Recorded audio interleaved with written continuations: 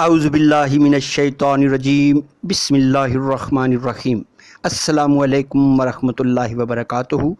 मैं हूँ हकीम मोहम्मद जमील। नाज़रीन, आज हम एक पेचीदा बीमारी के बारे में गुफ्तगू करेंगे।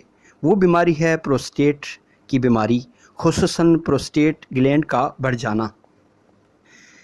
नाज़रीन, ये एक आम मसला बनता जा रहा है, ख़ास तौर पर उम्र रसीदा मर्दों में। यहाँ मैं अपने चैनल यानी आप सबके चैनल ज़बरदस्त जो है देसी नुस्खा और शॉर्ट वीडियो स्क्रिप्ट में आपको समझाने लगा हूँ, जो आप आसानी से वीडियो की मदद से इस मसले का हल कर सकते हैं।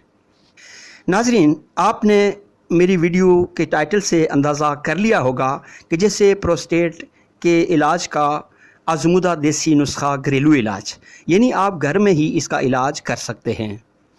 नाज़रीन, जैतून का तेल रोज़ाना आप आम मामूल में घर में इस्तेमाल करें, ज़्यादा इस्तेमाल करें। अनार का रस पीना फ़ायदेमंद साबित हो सकता है।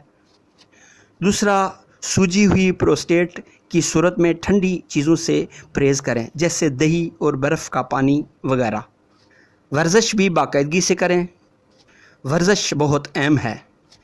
नाज़रीन, प्रोस्टेट के बढ़ने की बीमारी मर्दों में आम है, जिससे पेशाब में रुकावट, दर्द और कमज़ोरी पैदा हो जाती है।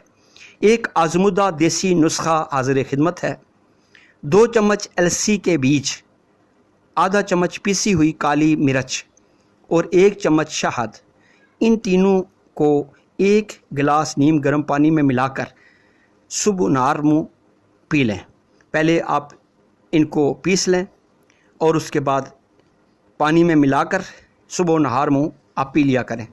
साथ में रोज़ाना 2 अदद कद्दू के बीज और 1 अदद लहसुन का जौ खा लिया करें।